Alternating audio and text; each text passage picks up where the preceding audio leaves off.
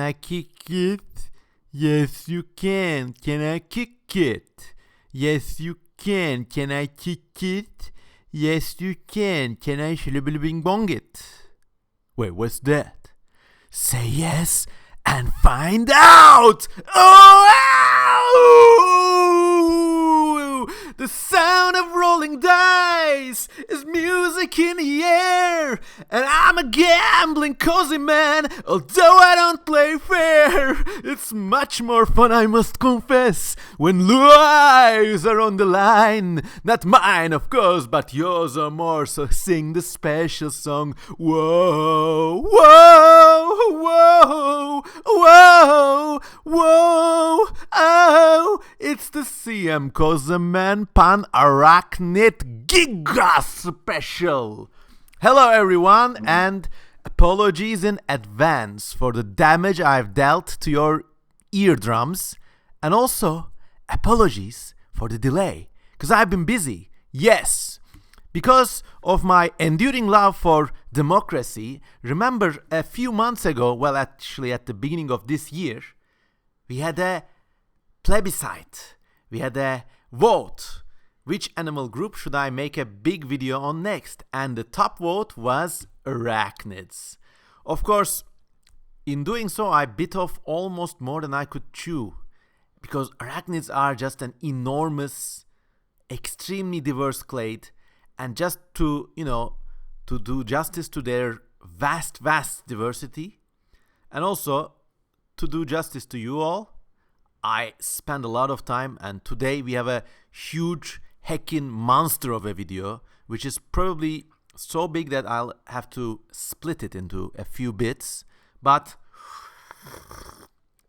yeah, let's begin, and I hope you're doing all right.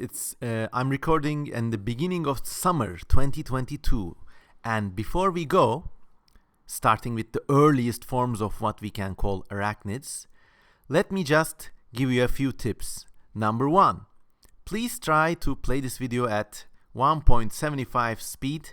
It makes me sound like a cooler guy and waste less of your time. And number 2, please consider donating to me on patreon.com. The link is below. We're all falling on hard times, and I really value even when you give $1.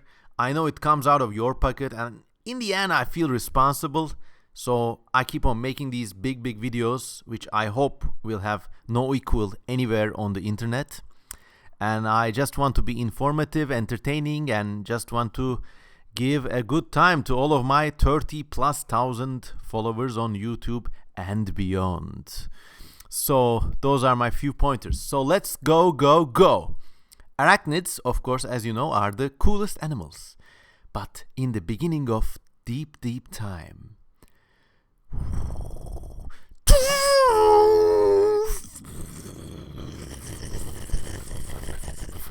the earliest things which we can almost comfortably call arachnids came into being in what the so-called Cambrian explosion. Almost 630 million years ago, almost all groups of large-bodied animals came into being in an extremely rapid spurt of evolutionary diversification. Among these, there were also some things which we can't comfortably classify now, but everything came into being. And of course, the broad outlines of arthropods were established with the Cambrian explosion.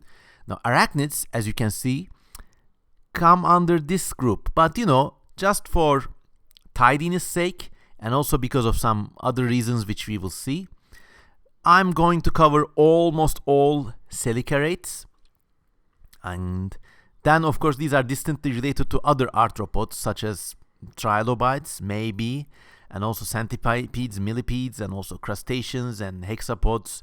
Of course, this particular table is a bit out of date. As you're about to see, there's like a lot of doubt and weird twists and turns everywhere.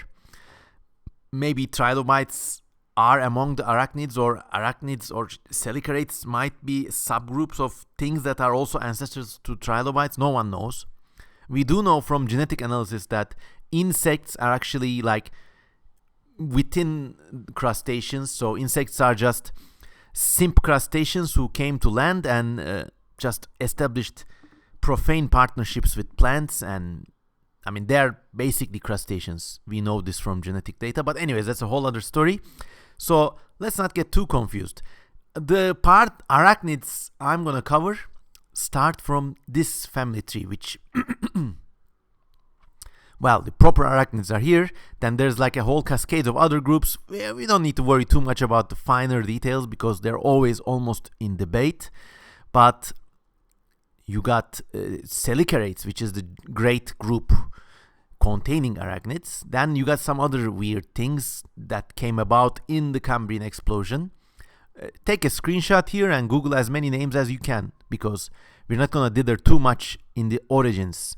The arachnid classification I'm going to use is based on this family tree right here, with a little twist for Akari, because like they're two different groups and this is not exactly accurate. But let's go with the earliest forms. I mean, the earliest thing which we might call a chelicerate, remember that's the parent group of arachnids, is Santacaris from the Burgres Formation. These are exquisitely beautifully preserved specimens. They look like kind of like strange crustaceans with great forelimbs that help them grasp and eat prey. But that's about it. And in real life, Santacaris probably looked like this. As you can see, a beautiful animal already. I mean, once again, a running theme throughout this series is gonna be aesthetics. I mean, I love arachnids with all my body and mind because they're just so beautiful, so diverse. A lot of my childhood I spent wanting to be one, wanting to learn more about them, move like them, act about like them, but alas, my soul was trapped in this inadequate vertebrate body. Anyways, then you got some other related forms, Mollisonia, Habelia, seen here beautifully reconstructed by an amazing paleo artist. But once again, if you look at the family tree, these are like on the stem. Remember, Santacaris is here, this is Mollisonia, this is the familiar horseshoe crab, which we're about to see. And then you got these forms. And then you got this outlier group. We don't even know if they're proper arachnids or if they're proper chelicerates at all. They're very strange. That's why we have the question mark. But these are the sea spiders. They're still alive today in the Stygian depths of the oceans. Colossandeis is one, the colossal sea spider. Look at this. I mean, just these guys absorb food from this proboscis-like thing, and also their organs extend into their legs. They're very strange. They're almost certainly, if they're chelicerates, they're like immediately ancestral to all other chelicerates. They look like things you make out of plastic drinking straw.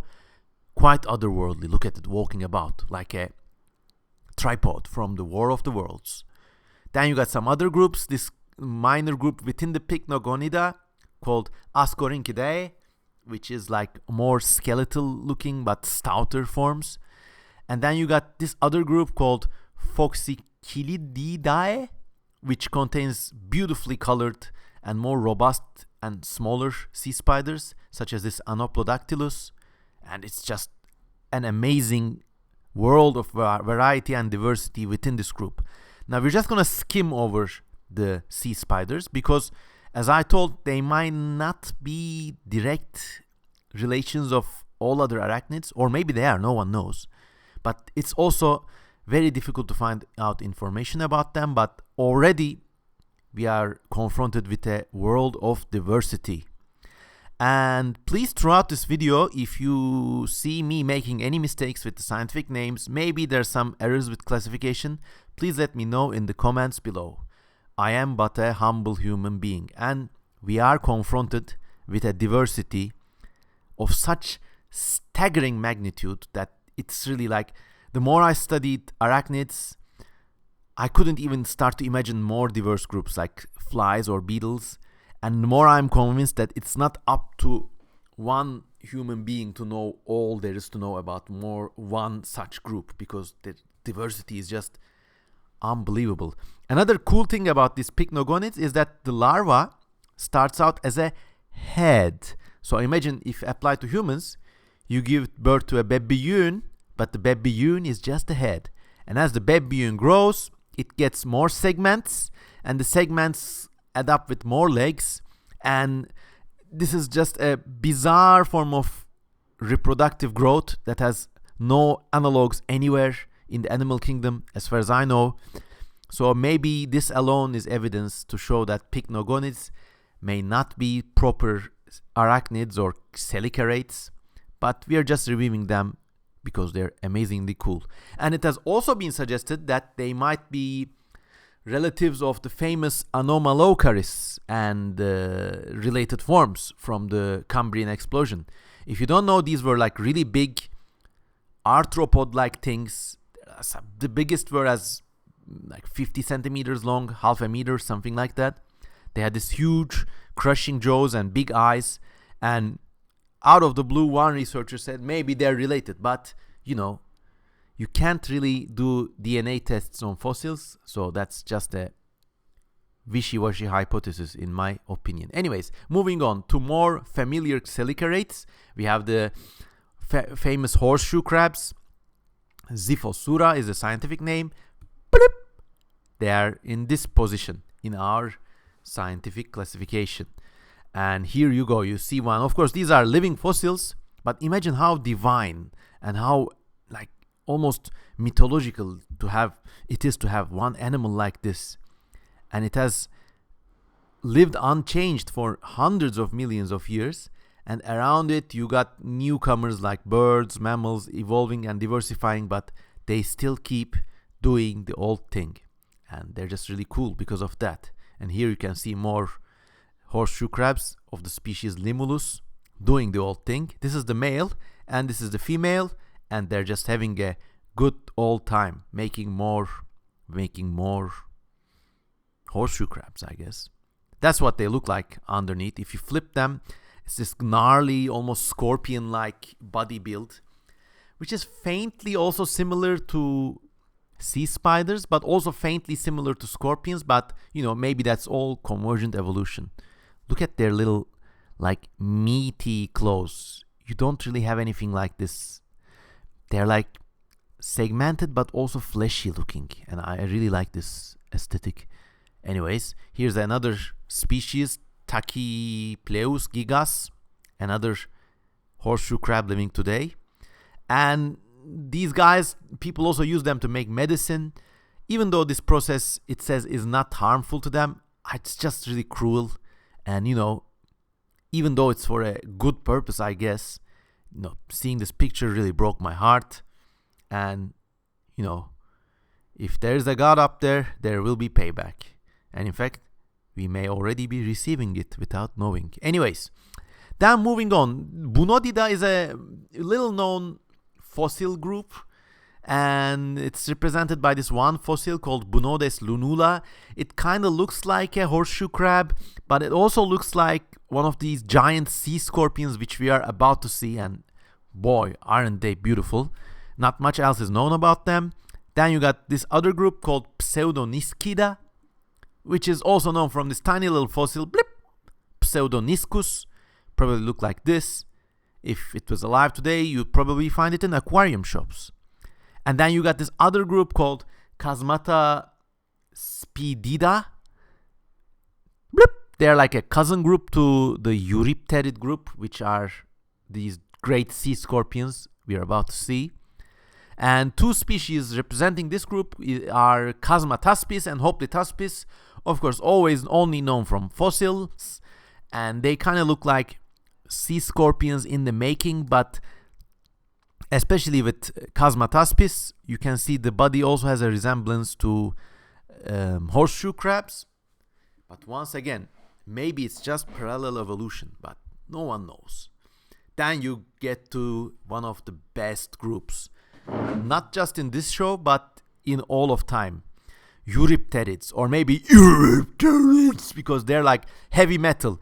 Of course, if you're alive at the time of recording, which is 2022, you would probably know that a desktop model painting and war game called Warhammer 40,000 is doing all the rounds. It's actually an old game, but it's getting more popular these days because of its amazing lore, and I guess because of this new theory of pop culture enjoyment that I've been postulating for time, which is to say that in our current day of age, stories, characters don't really matter. Lore in itself is a narrative of its own, and because of this reason, I believe Warhammer is getting extremely popular. Anyways, one of the cooler factions, in fact, one of the probably only worthwhile factions in this game, is a group of creatures called the Tyranids. And, I won't go too much about them. You probably know already. If you don't know, just Google Tyranids. These are just bioconstructed spider or insect-like aliens that kind of attack entire planets and feed on biomatter, and all their technology is biologically derived. They've got like biological laser guns and poison gas and shit. They're just really cool. Anyways, this happened before. For real. I mean, you could compare Eurypterids, the sea scorpions, are just so awesome as a group that you could compare them to Tyranids in real life. Here you see one of the largest Eurypterids happily clawing down an armored fish, one of our pitiful early ancestors. In the immortal words from one of the nicer movies out there, Tyranids aren't the best race. They're the only race. And, to apply that, you might also say that Eurypterids aren't the best clade. They are the only clade. Anyways, it's a hugely diverse clade. I can't even begin. There's like dozens of families and subfamilies, and we're going to review them all. This is the level of quality and detail we go for in CM Cosman shops down here. Anyways. Bloop.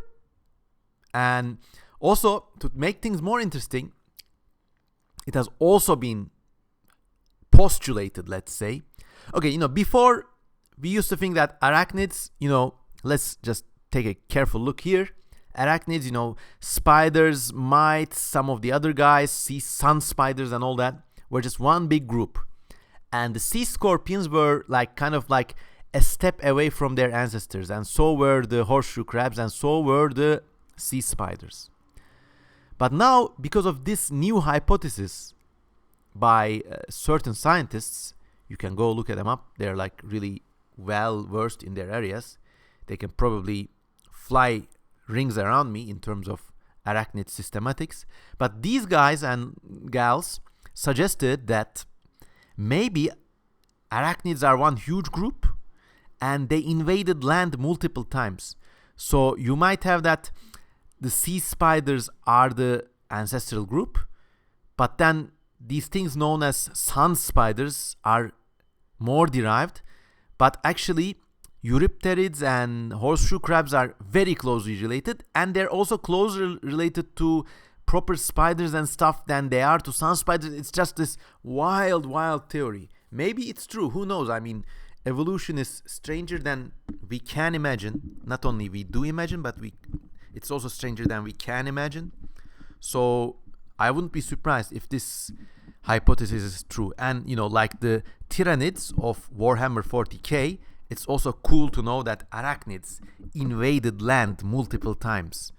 Even if life is wiped out on land today by some mysterious weird catastrophe, then probably we can bet that there will be future arachnids waiting to re-invade the land from the seas.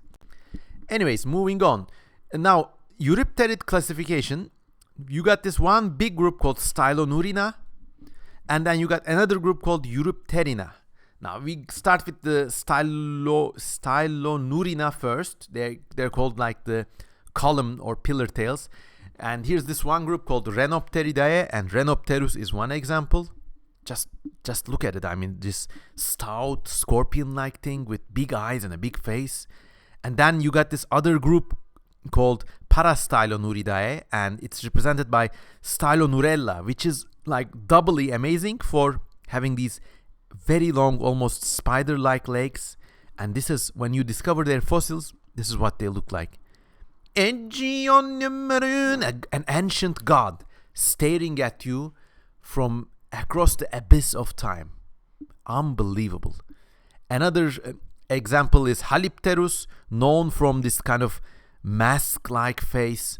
When I was a child, I had a dream in which I was in my bed floating about, and we flew up into a minaret, which is associated with God, of course, in the part of the world where I live. And inside the minaret was a floating mask, which in my childhood innocence I perceived as a manifestation of God. This dream stayed with me for years. I've never been able to forget it. And the mask, which I saw as God in my dream, flying inside that minaret, looked exactly, creepily similar to this. It was just like some stony block with two eyes impacted into it. Maybe it was the correct vision of God. Or maybe God is existent in all living things, regardless of how they look. Anyway, this is Halipterus, another amazing, beautiful species. Look how it's got these comb-like extensions in its legs and this kind of spiky tail. Beautiful. And this is actually a painting by Charles Knight, and he painted all these big, beautiful, bizarre sea scorpions, including Halipterus, you can see here. But just, I mean, what a beautiful work of art.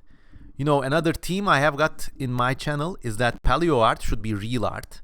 And, you know, this should be up there in the Met Museum. If you're living in New York, this should be up there with, I don't know, Andy Warhol or Picasso or Degas. This is art. This is like the realist form of art in one view. And then you got another group called Hardyopteridae, represented by Hardyopterus. This is a smaller species. Of course, with these fossils, any fossil you have is likely going to be the representative of a new family, because fossil preservation is very, very rare. So you got Hardyopterus. And these fossils also, remember, I thought they looked like the face of God in my dreams. They also reminded me of something else. They look uncannily like these sacred artworks of the Vandjina spirits across Australia. If you're an Australian viewer, you'll probably be familiar with these. Anyways, this is a 500 plus slide long presentation, so something in it is crashing my computer, but sorry about the mistake. Anyways, going on with the uncanny similarity between sea scorpion fossils and the cave art of ancient Australian aborigines. I'm really sorry. Okay, yeah. Anyways, where were we? Last time we spoke, these fossils were having a scary resemblance to these cave art of Australian natives. And, you know, it's one of these neat parallels between art imitating life, imitating art, imitating life, and so ad infinitum. But really, there is something special to be had from the similarity between these paintings, which, by the way, the Aboriginals, to them, the paintings are the gods and the spirits. They are not just paintings of the gods. In fact, these are sacred, and in most cases, even photographing them is not allowed. But their similarity to these amazing creatures is just one of the nicer things about the multidimensional fascination we see between art, life, sciences. All of these areas, please keep in mind, they have been forcibly divorced from each other. It's one of my running themes that, you know, when you're looking at paleontology, you should also keep an open eye for art history. When you're studying postmodernism, you should also keep an open eye for, I don't know, Chinese history or the cladistics of fly classification. It's just, otherwise you're not doing justice to life, let me tell you. Anyways, back with another group of sea scorpions of the Stylonurina big group. We have the Cocomopteridae family, represented by Cocomopterus longicaudatus, a medium-sized sea scorpion. And then we got Drapanopteridae, represented by Drapanopterus pentlandicus. Once again, notice the amazing sword-like tail reconstructed here, whereas in fact the fossil has this flatter tail, but I guess they knew something that we don't. And then we got one of the best groups of this clade, Hybertopteridae, which is represented by Hybertopterus. Hibert! Oh my god, Hibert's trying to mate with my shoes again! It was this giant, almost turtle-like, fat, big-trunked sea scorpion that was really wide, really long, a really big hacking trunker from the prehistoric oceans. As you can see from this amazing diagram, it was at least as heavy as a person, and if it was alive today, not only would it make good eating, but it would probably make a great pet as well. And, you know, this animal could not be named anything other than Hibert, you know. Hibert! Anyways, here is the fossil of Hybertopiterus or Hybertopterus, seen here with the scary face of God mask again. And then here's a great reconstruction by a great paleo artist, Conhis. You can see Conhis' work anywhere online. Please go check it out. Great artist. And you can see here in this reconstruction, there are some trace fossils left by big sea scorpion-like animals, and Conhis has interpreted this as traces left by this gigantic Hybertopterus-like sea scorpion. Anyways, moving on. Then we got another famous case of misidentification, the unfortunately named Meg Arachne, which at the time of discovery was thought to be this gigantic prehistoric spider. In fact, there's a prehistoric fossil TV show in which it is shown as this gigantic, hairy, big cat spider kind of thing. But in real life, Meg Arachne was a stout, truncated sea scorpion, not a true spider. And then you got another related group called Mozellopteridae, which is known from this species called Strobilopterus, which is another wide-bodied, but notice this wing-like flanges on the sides of the tail. Anyways, really cool creature. And this one has got these like unfortunate names. I mean, Mosel, Stormer, it looks like two names from 1930s interwar British British group sympathetic to fascism or something. But anyways, then you got Onicopterellidae, which is represented by Tylopterella, which is this chunky thing with a sword-like little nibble tail, and these protuberances on its back that also look like nibble. Anyways, then you got the broad-finned, like these were probably swimmers out in the open ocean, Dollyhopterus from the Dollyhopteridae group. Looks like a big invertebrate attempt to create a sea lion or a seal or something like that. And then you got the proper, by the way, we moved clades if you noticed. We have finished with Stylonurina, and now we got the Europterina group, which is this other big group. So then we got the proper sea scorpions, Eurypteridae, the proper Eurypterida, Eurypterina, Eurypteridae, and Eurypterus with the fins and the big square-shaped head and just overall awesome build. This is a reconstruction of Eurypterus, I think a really good one. If alive, when alive, they probably look like this. And you also got really small Eurypterids too. Not all of them were like human-sized or turtle-sized. Here you got Hardyopteros, which is really cute and cuddly.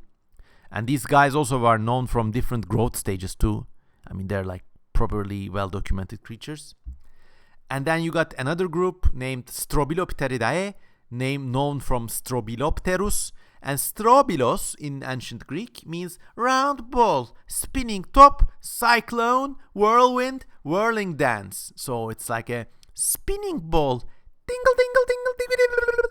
I mean, this would also make a really nice toy as a spinning top. You could pick it up from the tail, balance it on the head, and whoosh, Strobilos. Anyways, then you got the really awesome group Mezellopteridae, represented by Mezellopterus, which is known from these amazing spiky, like really heavy metal digits and claws.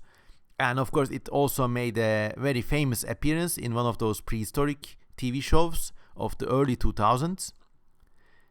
And then you got another group known as Carcinostomatidae, represented by Carcinosoma.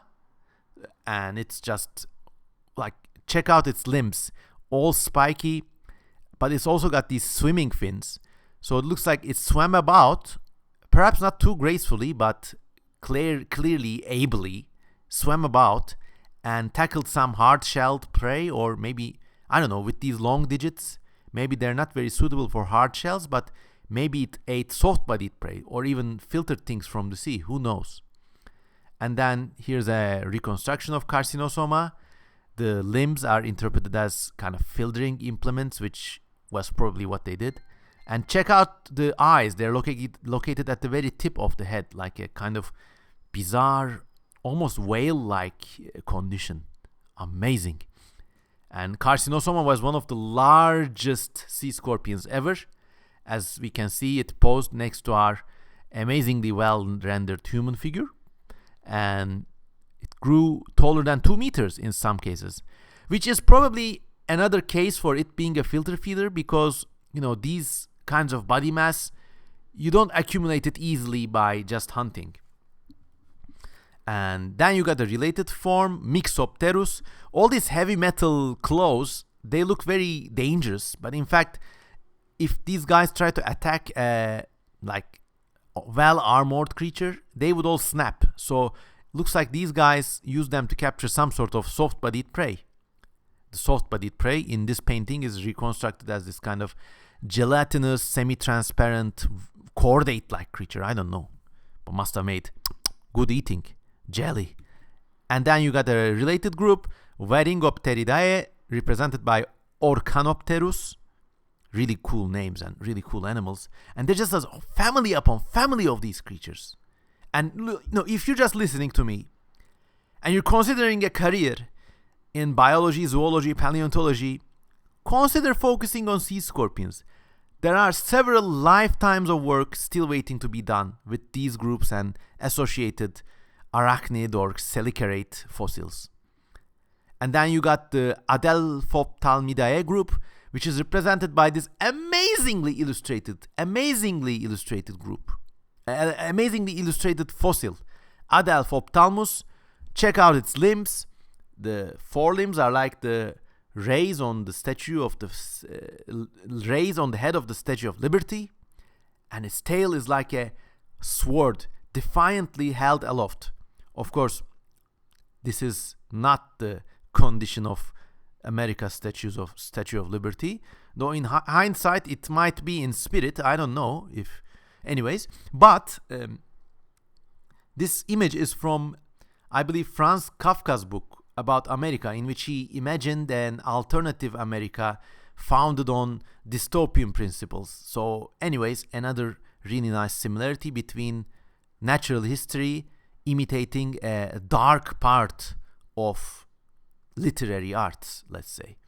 And then you got this other group called Humilaridae, which is known from these like square, boxy shaped, like almost like a sperm whale kind of head.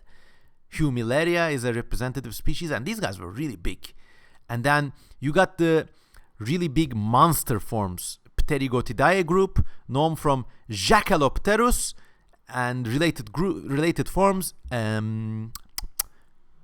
Humilaria is not here, but some related forms are. You got Acutiramus, Pterygotus, Eretopterus. These are all like proper savage predators. You know, the claws, they were made for tearing other animals, large animals apart, and they were enormously big. Look at the size of this guy. I mean, and the best thing about this fossil is, look at all the little smaller specimens preserved alongside this gigantic human-sized amazing fossil. You got Pterygotus, everyone. And you can tell this photograph is taken in the US because, okay, these are like the little neat things about different countries, and it's just the most American thing to have these random electronic devices sitting on a carpet, not supported by any kind of table. It's just sitting there. Cables gathering dust, Doesn't matter though, just does its work. But it's just, I've studied in the US, lovely country, lovely people. It's just one of the neat things that immediately bring my mind back to the US. This unknown device, really cheap, but really functional, gathering dust, but still happily doing its job on the carpet. Anyways, then moving on, you got another depiction of Pterygotus swimming above a nice lady. This is drawn by this beautifully talented Japanese artist who just has to have beautiful ladies alongside all extinct animals. You probably know this. It's almost like a meme at this point. Something psychological at work here, but anyways. And then you got like, these are the claws with which Jackalopterus used to jack off its prey to death. I mean, look at, it's like teeth. It's almost like the jaws of a larger animal. Unbelievable. Just beautiful. And then you got a reconstruction of Jackalopterus itself by none other than the very talented Dmitry Bogdanov. And then you got another group known as Slimonidae, represented by Slimonia, Slim Jim. Except Slim Jim was a giant with a cachalot-like head, like a sperm whale-like square head. I know these square heads evolved apparently independently in multiple sea scorpion groups. Probably they got to do with hydrodynamics or how they fed. I mean, this guy may even have been a herbivore as far as I know. Nobody knows.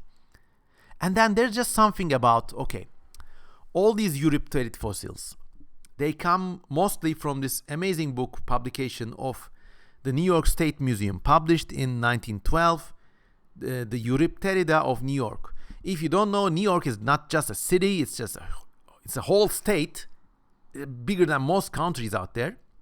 And it's got amazing fossil beds. And then this publication, okay, came out in 1912. And it was like beautifully illustrated. In fact, all of these illustrations, I mean, let me go back. Things like this come from scans of that report. So it was probably available in libraries. So here's another pet theory or pet hypothesis of mine. H.P. Lovecraft, which everyone knows as the kind of tentacles horror Cthulhu writer, he also had some really unpopular and awkward and just plain bad political views. But anyways, he was just this perennial pessimist, okay? And like once in his life, he was lucky enough to find a woman who loved him. She was a Jewish lady, and they were married. Their marriage was not very successful, but they lived in New York trying to make a living. And Lovecraft just hung around in libraries or coffee houses writing his books and stuff. And I can't prove it, but I'm certain that he must have come across this thing, and it somehow must have figured, in a way, played a role in his writings. Now, in the States, there's this enormous archive of Lovecraft's letters and correspondences. If you're one of my viewers and if you have access to his writings, maybe you can have look at his letters in that perspective. But anyways, I mean, Lovecraft lived in New York City between the 1930s and the early 40s, I believe. And it was just an alien city, you know. Nothing like the Casey Neistat New York we know today. You know, that everyone listening to lo-fi shit, riding around in electrical shit, drinking coffee and shit. No. New York, in between the wars, well, heck, until 1950s, until the end of the Second World War, New York was a really alien place. Now, listen to what I have to say with like some moody atmospheric music playing in the background of your head, but some Philip Glass, you know. Anyways, it was a really alien place. You had canyons and spires made out of buildings, skyscrapers of a kind never before seen in human history, perhaps with the exception of Chicago, but that was also in the United States. You got all these technological quantum leaps, airplanes, cars, subway trains, concrete and steel engineering. I mean, forget all the contemporary hype, metaverse, Bitcoin, crypto, iPhones and shit. They're just like, I don't know, a hawk and a spit on top of a giant mountain compared to the Industrial Revolution and what it changed New York into. You got this alien city full of people from all around the world, from like parts of the world which until then had a kind of medieval level of civilization. And all these people came together in this one big city, build up this like inhuman architecture, looking like some sort of termite's nest, working together, but also strangely isolated. In it comes H.P. Lovecraft, with his sick views on race, religion, but also struggling himself. He entered many jobs, was unemployed. Basically, his Jewish wife was taking care of him. This alien city, alien time of the world. I can't prove it, but I'm sure he came across this manuscript, Erupteridae of New York. And it must have somehow influenced him. But anyways, like looking at all these sea scorpions and then studying the New York of the 1920s a bit, I have dreams about these giant sea scorpion ghosts floating in between the streets at night in 1920s New York. What a wild, beautiful setting. Oh God. Anyways, then we come to scorpions, scorpiones. Now we're about living groups, Scorpions, as you know, they're like all badass. They're really archaic. The stinger and pincer arrangement they have is kind of counterintuitive, No other animal has anything like it. And bloop, like contemporary classification places them to some of the most ancestral arachnids out there. Maybe distantly related to sea scorpions, but heck, no one knows. And then they're just like even within their conservative body plan. And scorpions, they're not as crazy diverse as some of the other arachnids groups we're about to see, but they're still crazy diverse. And there's different ways to classify them. I won't go too deeply into those details. We just go family by family. But by the way, these are like broad outlines, and I'm definitely missing out some families out there. I'm just giving like a selected few families that illustrate the overall diversity of scorpions. But before them, we have fossil scorpions known from specimens like Protoiscnurus. And then you got this ancestral-like kind of group known Pseudococtidae, represented by this beautifully named genus, Viatbo-cap. Viatbo-cap is a kind of semi-blind scorpion, lives on the forest floor, I guess, and it will cap your ass if you're not careful. And then you got the big group Botriridaya, which is like thick-tailed scorpions, including the most dangerous poisonous ones. And this group just has many species. Here's a representative, Jaguajir Agamemnon. What a cool name. The first name sounds like a Brazilian death gang. Agamemnon, of course, is the mythical bastard king who raided Troy. But cool name for a very cool arachnid. Just look at it. I mean, Jaguajir. And if you're stung, you're dead. I don't know. Then you got Androctonus. Another, scorpions, even their names, I could read them as poetry. And you should too. Androctonus, Ctonus means killer. Andros means human. So man killer. And it's like a law of nature that if you see scorpions with pansy-ass claws, like big fat chonking tails, you gotta stay away. In fact, as a rule, don't touch any scorpions. But if you're in the habit of turning stones over and touching scorpions, I don't know for what reason, if you see a chonk tail, you gotta stay away, my friend. Or you're going to Jaguajir.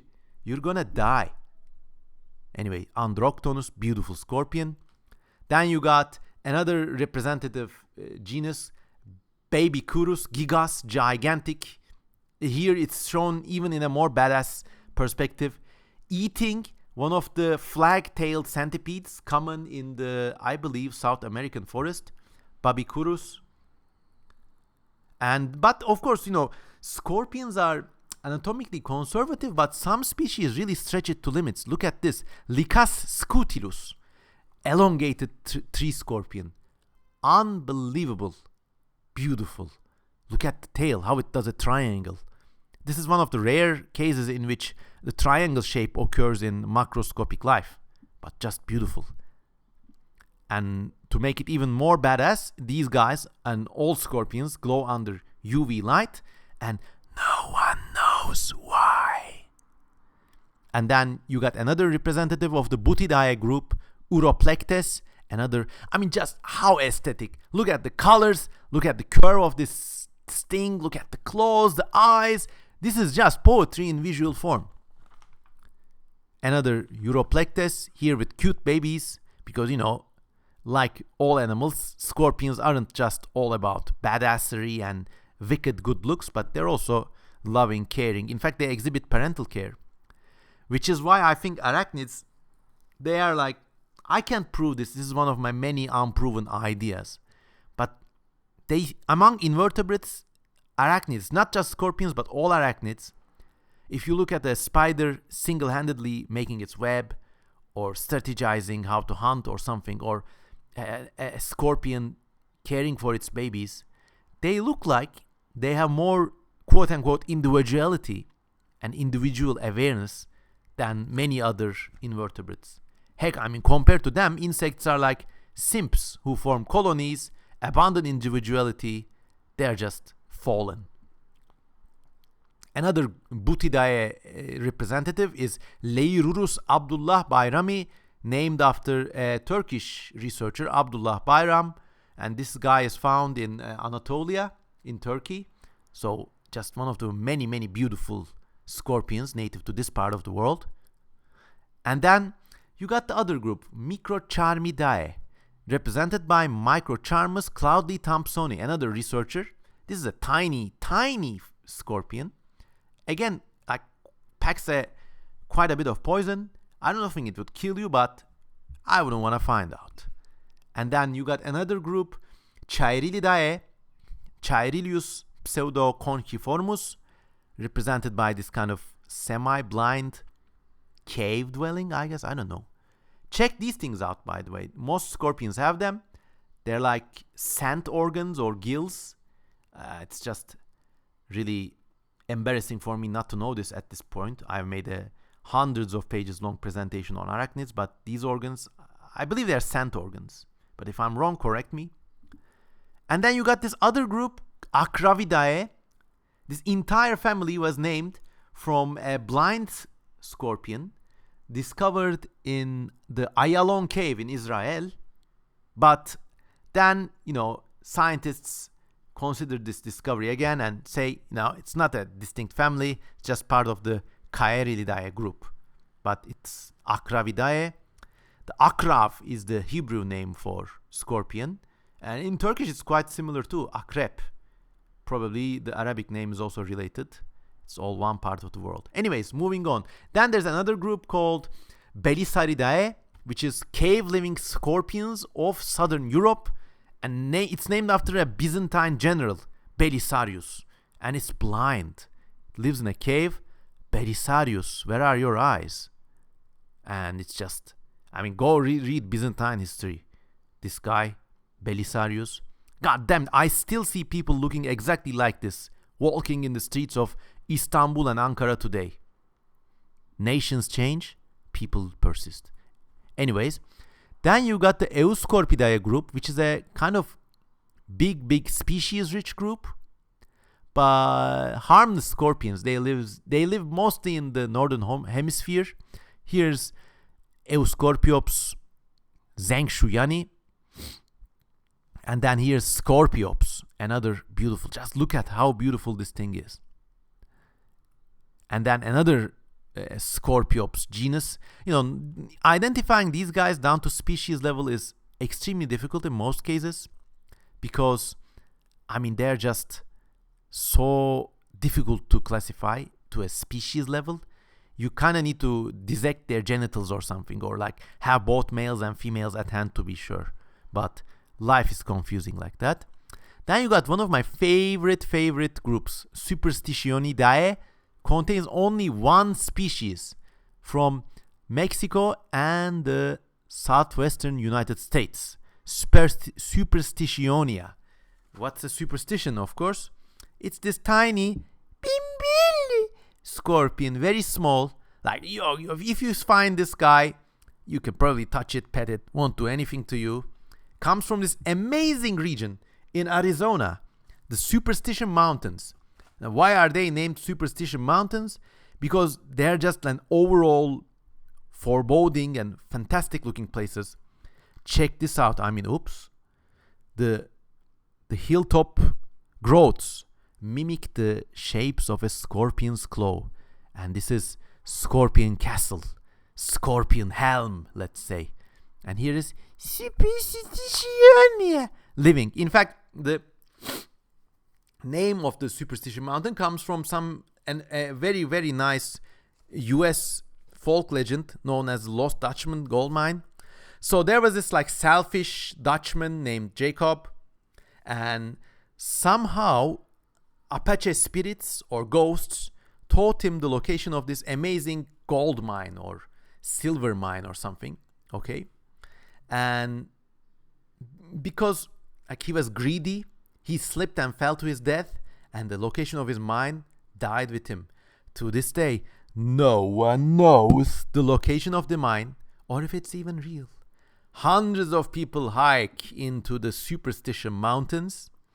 Sure, they will find millions, but to this day, the mine has never been found because it's the vengeful Apache spirits tricking greedy latecomers, tricking them to their doom. People always die and get lost, this legend says. But this is a nice book, by the way. Take a screenshot and try to find it from a used bookstore. It's great. Some people say there was never a mine at all. They say Jacob made a deal with the spirits. They rewarded him with the wealth for blood sacrifice of the prospectors who stole their land. I mean, good riddance. Even if it's just a legend, feels good to listen to stories like this. By the way, I mean, North American folk tales, they're like the best science fiction out there. North American folk tales. Check elsewhere in my channel. You'll find more such stories, especially from Pennsylvania. But anyways, in fact, if I believe if I'm up there in the Superstition Mountains, I'm looking for a mine, I wouldn't follow no Apache ghost. I would turn over a stone. I would find this chunky, tiny Superstitionia scorpion. And I say, little scorpion man, which way is the mine down there? And he's like, if you go this way, you get the gold. Yes. This. Anyways, what? Adorable chunky scorpion. Anyways, moving on. Then you got another group called Tifloctidae. These are from eastern Mexico. Once again, they're blind cave scorpions with no exact classificationally relatives outside of their respective caves. But here is Sotanocactus elioti, and then here's Tiflocactus rhodesi from a related group, Tifloctidae. And then you got the best named of them all, Alacran-Tartarus. Tartarus, of course, is a name for a layer of hell, and Alacran is just, don't want to make any mistakes. It sounds like a ancient name given in honor of a local language, perhaps. But just look at this creature. Look at what it's done with the scorpion body plan. It stretched it into its limits. The limbs are long, sweaty, no eyes. The tail is long, almost like a table lamp. The legs are long. Isn't this the best creature? Look at your puny human form. Look at a mirror. What the hell are those hands and flabby skin and eyes for? And scorpions, in this respect, they're really diverse. You got chonking small scorpions.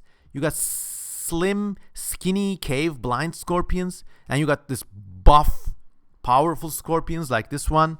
of the Viajovidae group, Paururoctonus xanthus. And then you got another group, Caraboctonidae, hairy scorpions, here represented by Caraboctonus kaiserlingi. And then you got the Hadruridae with heavy tails. Hadro means heavy. Urus means tails. Hadruridae. Hadrurus spadix also makes a popular terrarium pet. They are very large North American scorpions. And then you got the famous group Euridae with the Eurus. Look at the scientific name. Eurus. Eurus duforeus. I butchered the name. But Eurus, doesn't this sound like exactly the kind of demon the ancient Romans would summon to place a curse on someone who done their wrong? Eurus. Unbelievable. And just look, just unbelievable, man. This is peak existence right here. Another representative from the same genus, Eurus cadlecki, with a more yellow striped color. Once again, beautiful and badass. Then you got the Botriridaya Group. They're from the southern hemisphere and tropical regions, so places like Australia, South America. And here's a representative, Brachiosternus. And even though you can't place your finger on it, there's something different about these guys. I don't know. Maybe it's the dorky build or the square head, whatever. But just a beautiful animal. Brachiosternus. And then you got the Botruridae Group, which is from, once again, the South Hemisphere. This is Botriurus. And then another representative species is Orobotriurus, which means mountain Botriurus. Chunky guy. And then you got the Hemiscorpidae. These are from the Middle East. They dwell on rocks or trees or maybe under plants or something. And they got this big powerful claws and a skinny ass sting. So they're not very dangerous if they sting you. Still don't take any chances. But they tear their prey apart with their claws. So, and their legs are extremely muscular. And it's very counterintuitive. Like you got the skinny tail, almost like one of those whatchamacallits back there. These Likas. But they're mounted on extremely fat and powerful legs. Like this. Yeah. Hadrogenes troglodytes. And in fact, Hadrogenes is an extremely big scorpion. It's common in the aquarium or exotic pet trade, and you can hold it in your hand. And it just makes a marvelous pet. Just look at it. Which creature among those you've seen so far would you like to have as a pet? Write in the comments and I'll respond. And then you got this other group called Hormuridae, which is really strange. The tail is now extremely tinky dinky winky. And the claws are so large it almost resembles a crab in a way. They are found in Southeast Asia and Australia. Another representative is Opisthacanthes asper, which has more quote-unquote normal proportions, but once again with big claws. And this other one, Liocheles Australia has Yae, just a recently described species. But just look, the tail is almost like an afterthought. What's it trying to do? How does it feed? And why is it very flat? Probably because it lives under bark. But keep on watching this series. These are not the only flat fox we will see from Australia in the arachnid kingdom. There will be more. And you will be surprised. Moving on, Rugodontidae, another group of scorpions. These are known from India. They are burrowing scorpions. Not much is known about them, except that they're badass. Here is Rugodentus keralaensis. And then the proper group, Scorpionidae, which is very species rich. And they're mostly burrowing scorpions. They live, I don't know where they live. They live in most places, I guess. Here's a representative, Heterometrus swammerdami, which is also one of the biggest scorpions. And of course, being a big scorpion, people keep it in the pet trade. Here is a more graceful shot, not being held by a human. And then here's another group, Diplocentridae, which is, they're closely related to this group, Scorpionidae, scorpions proper if you want, but they got certain anatomical differences, so people classify them slightly differently. And then another representative from this group is Nebovidae, which is just cool name. Nebo. I believe it was the name of a pharaoh. Correct me if I'm wrong. Anyways. Then you got this other group called Heteroscorpionidae. These are Madagascar scorpions, and like everything else in Madagascar, they're super weird. Look at their segments. The rear segments get progressively longer, so it's almost like a face hugger. The sting is like an afterthought, but I guess they use it somehow. But the claws are the really powerful things, so they just nip their prey, catch it, and sting them. So there. And then, of course, with all of these groups, I also want to study their cultural reflections a little. Scorpions, they're very difficult to understate. They've been part of human legends since the beginning of time. In fact, one of the earliest structures we know built by humans, this kind of big stone temple known from a place called, what was it called? Oh, it's in Turkey. It's in southeastern Turkey. Oh my god, my brain is just addled. Anyways, even on these temples you got depictions of scorpions.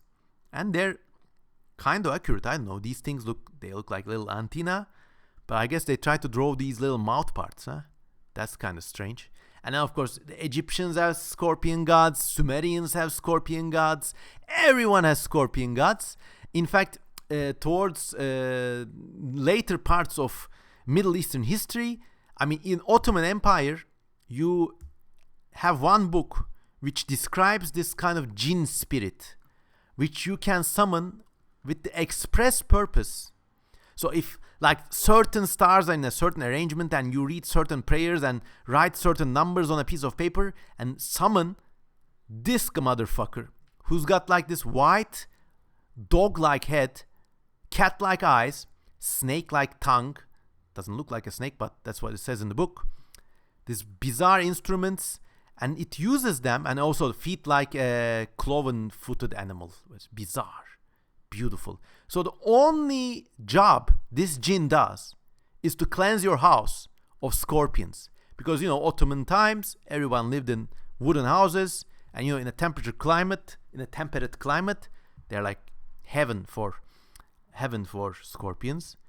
But look how they impacted human mythology and creativity and the arts. And here you have a scene from a Persian epic. A hero is slaying a giant scorpion. Because why not? They make good villains. And there's even this kind of famous Japanese yokai creature, which yokai is the tradition of bizarre, outlandish monsters, very much still alive in Japan. And this thing is like half scorpion, half crow, half snake, ghost kind of thing. Really beautiful. I think its name was Amkiri, or Amgiri, I might be wrong. Amgiri or Amkiri, I don't know. And then, of course, in Mesopotamia, you have Scorpion Man, known even from the Epic of Gilgamesh. And just South Americans had scorpion gods. Here it's stinging a chunky bunny, or I don't know. Here's a scorpion figure. And once again, ancient Greece, even, it bled over. And of course, in modern culture too, you got scorpion robots, scorpion heroes, and of course, our civilization's lasting contribution to scorpion lore would be this awful depiction of Dwayne Johnson as a half-human scorpion centaur maniac in that famous film, The Mummy Returns. If you haven't watched it, you're really losing out. Go find it somewhere and watch The Mummy Returns. Watch The Mummy with Brendan Fraser. They're really good, fun movies. And of course, in our contemporary day and age, our depraved day and age, you got even depictions like this. Sting me, mummy. Anyways, this was it for the first part of the CM Kozeman Pan-Arachnid GIGA special. We covered some ancestral groups, we covered sea scorpions, and we covered proper scorpions. In the next episode, We're gonna be starting on opilions, which are harvesting men's souls. But that's all for the next episode. If you like this video, please subscribe to this channel, like this channel, or click the goddamn bell icon. I don't know what you do to keep updates these days, but also please consider, here I am talking about arachnids. I mean, this presentation alone has 500 slides, okay?